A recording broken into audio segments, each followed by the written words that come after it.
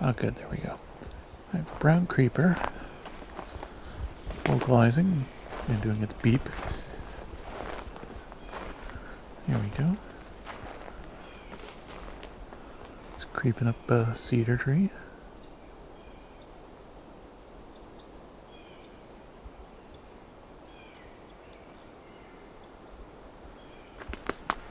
Hoping I can find a young one. Ah, even better. Well, not even better, even easier. This creeper's carrying food that it's not eating.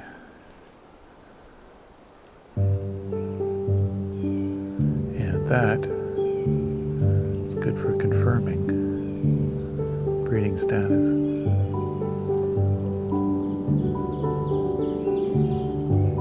It's the last evening before I head back home, and I won't be back again until late August. After this evening with the brown creepers, I'll have another hike in the morning at a new location, as I've noticed there was a trailhead that I missed on the main road, and I'd like to scout it out before I return here next year.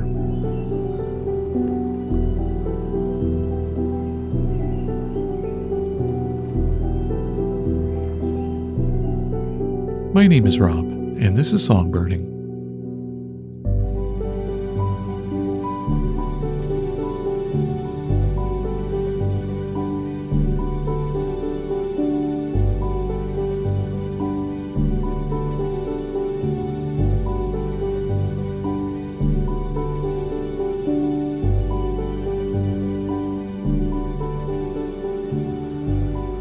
Birds aren't going to just carry food around for no reason. They're going to be taking it somewhere to its young.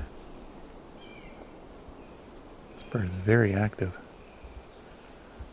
Jumping from one trunk to the next, kind of back and forth on the same trunk over and over again. Oh, now he's got a new one. Oh, there's two of them here now, actually.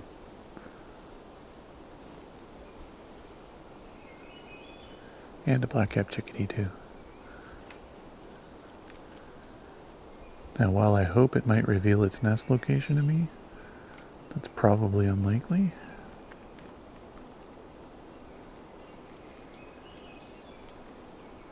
There's also a black and white warbler here, too.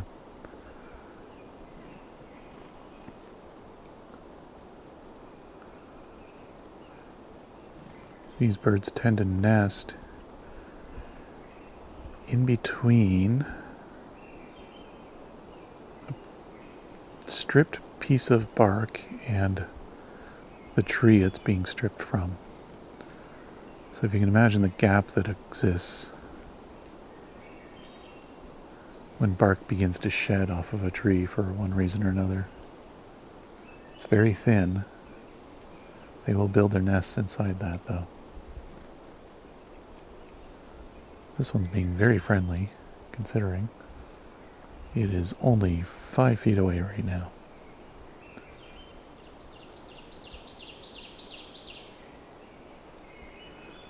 It is also a very fast bird in the summer.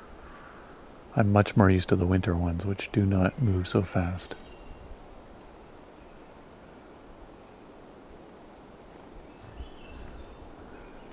They're usually fairly slow and contemplative in the winter. This one's making all quick motions. Seems to be in quite the hurry.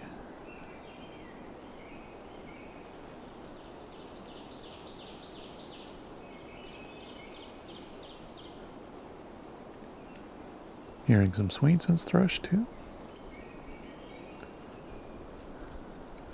Again, it's about, 5-6 feet in front of me. It's a curious chickadee following it around.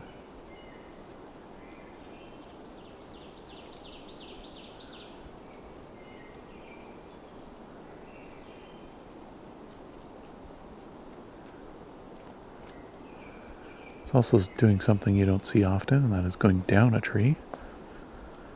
They do not face down like nuthatches do. If they go down a tree, they basically jump down.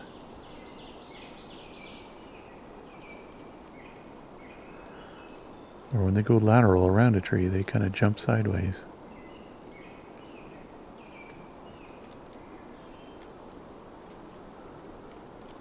Well, got another bug. Stuffed it into its beak.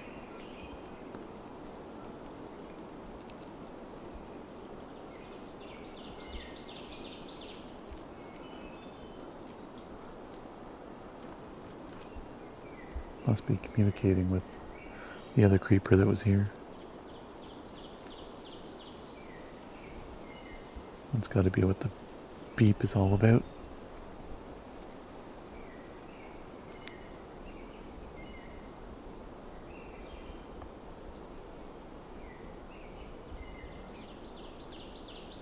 So they love eating spiders. One of the things in its mouth I can tell right now is a harvestman. It's got long legs.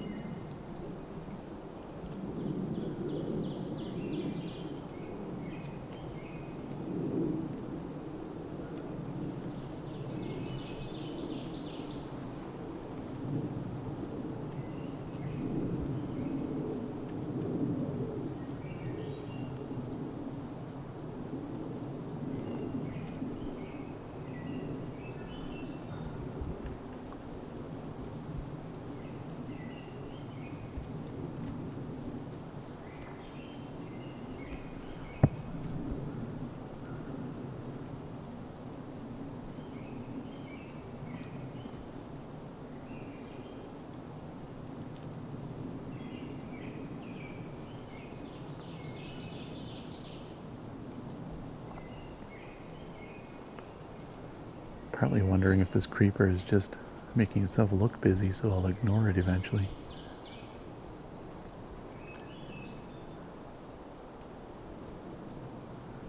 Seems to be repeating a lot of the same trees.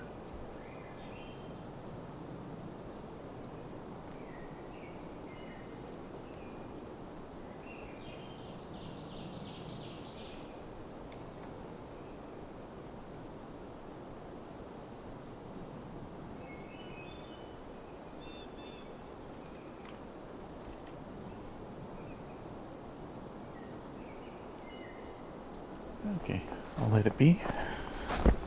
That will bring brown creeper into the confirmed species list for confirmed breeding.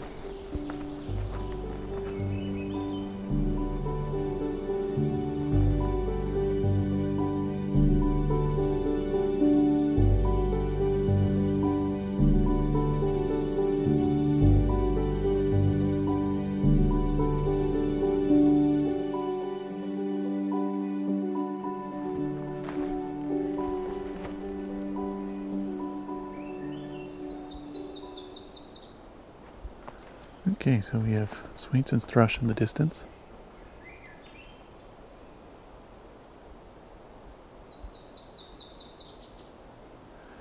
And Myrtle Warbler or Nelson or Nashville. This is sounding like Nashville Warbler here too.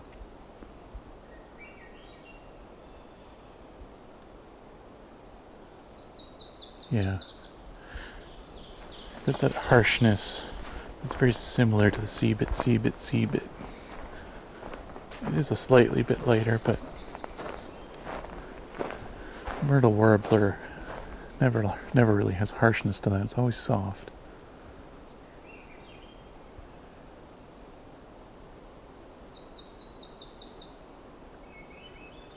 It will never.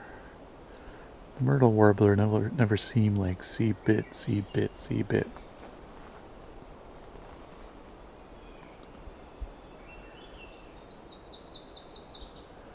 More like whoa.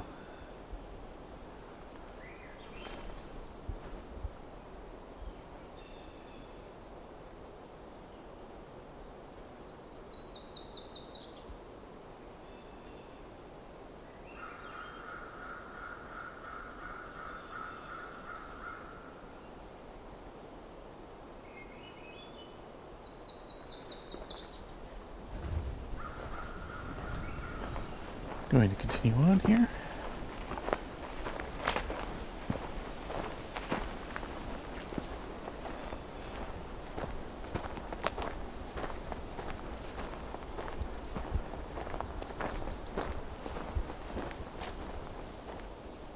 I have another brown creeper.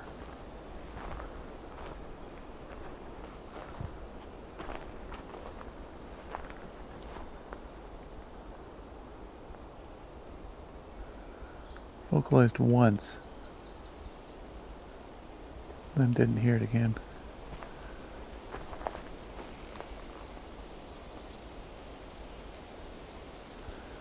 It's American redstart.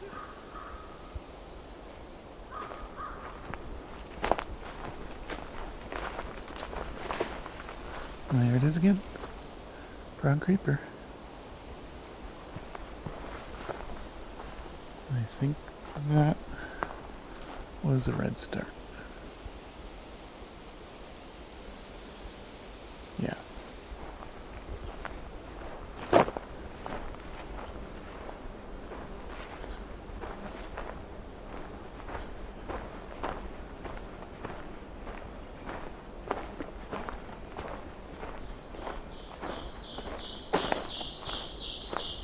Ovenbird behind me.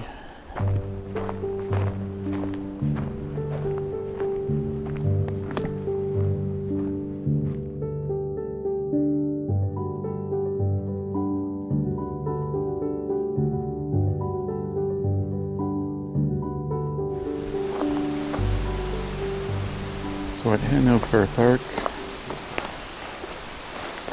a Nature Conservancy of Canada property, I'm taking the East Trail today.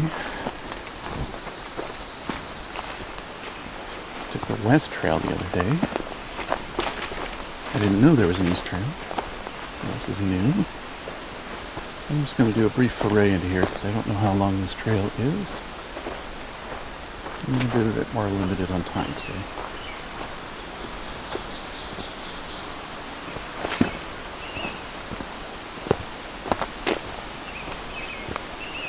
American robin. Sounds like an ovenbird with a slightly different song. This wind is going to play a little bit against my recording. Mostly because of the aspen or poplar here, I'm not sure which it is. There's a pine warbler.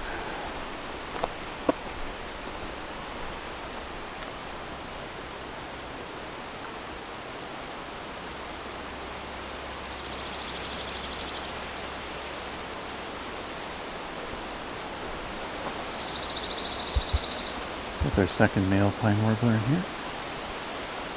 In a red pine.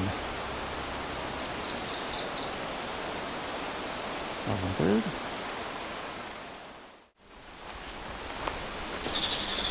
Oh, here we go. A hairy woodpecker.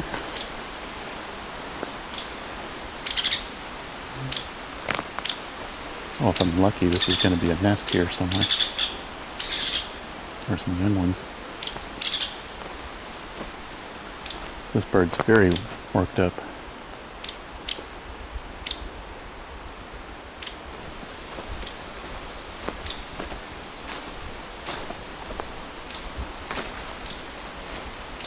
So the hairy woodpecker got that piercing call. That other stuff you're hearing though is its kind of agitated behavior. Probably warning others that potential predator nearby. They don't do this for people in places where people are common.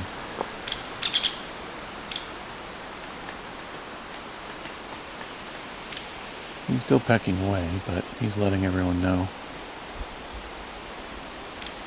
His chickadee friends, at least, let them know. Keep an eye open. I say he, but I believe this is actually she, so this one's doesn't have the red. Yeah, no red on the head. So this is a female.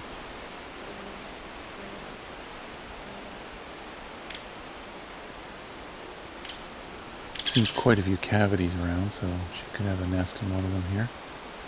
Certainly these chickadees would.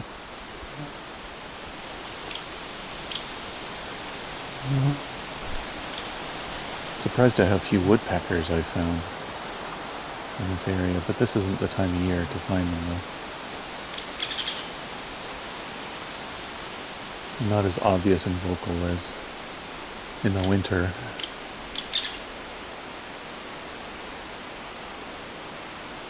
I've not yet found any downy woodpeckers, just a couple hairies. And one red-bellied. I've been told there's a red-headed woodpecker in the cottage area.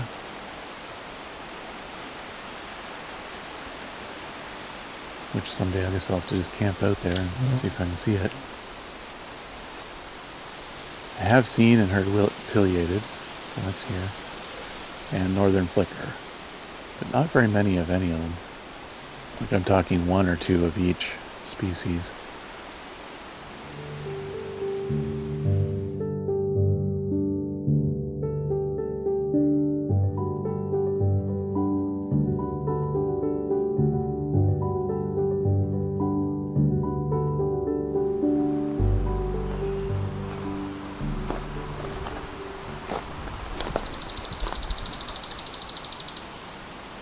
So a lot of pine warblers like to fade in and fade out, and this one's not really doing that.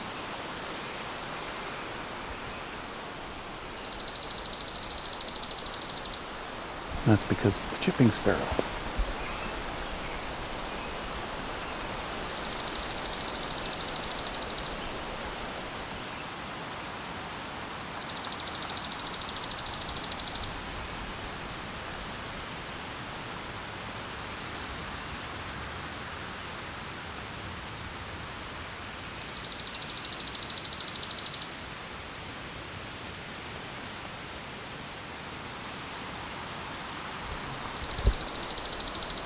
So we've got here a fine example of a chipping sparrow, where one might expect to get a pine warbler.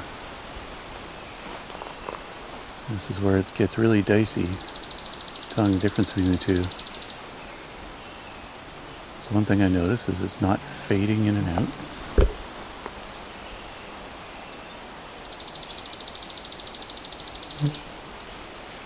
So it's a harsher tone.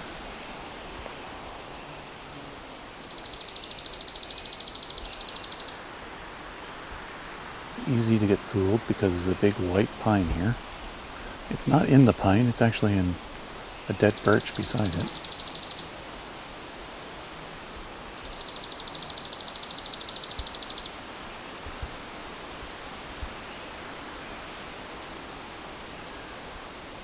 So how's this a chipping sparrow? It's not as soft sounding as pine warbler. Pine warbler will fade in and fade out in volume. So this bird has switched to being in the pine tree now, making things more confusing. But you can probably hear this is a pretty constant song.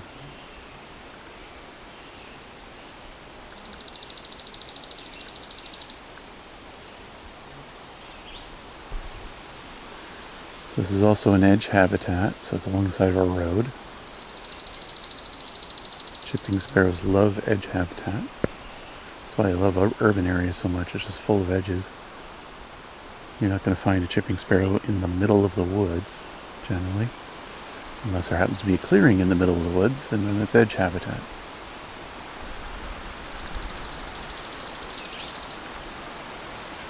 And then swamp sparrow is very similar, a bit more ringing to it, I find. And, of course, in the swamp or marsh. And the other kind of hint you get from the swamp sparrow is because they're more swampy, marshy, usually lower down the ground. Not always, but usually. It's chipping, they like to go up high. Pine warblers also like to go up high.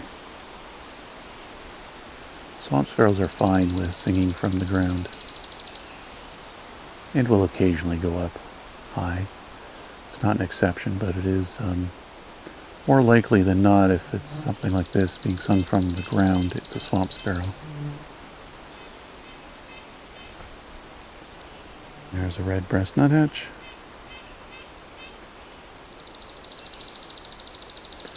More likely than not, if it's being sung from the ground, it would be a swamp sparrow.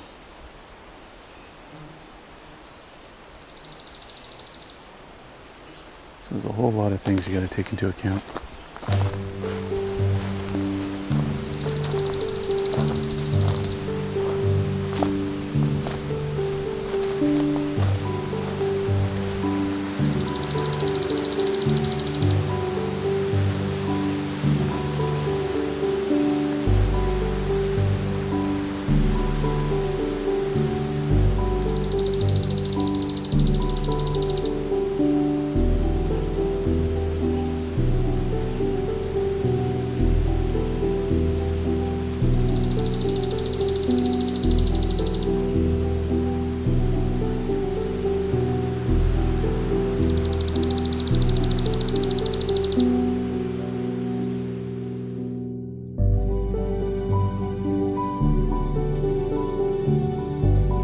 In the next episode, we'll be listening to the birds found in this place in late August. Then following that, begin to explore this area in mid-May of 2022 at the cusp of songbird breeding season. After the credits, you'll be hearing a soundscape of some American redstarts that I recorded along the shoreline of Lake Huron. Songbirding in the Quietude was recorded, engineered, narrated, and created by me, Rob Porter, with cover art and logo design by Lauren Helton, and Creative Commons music from REW.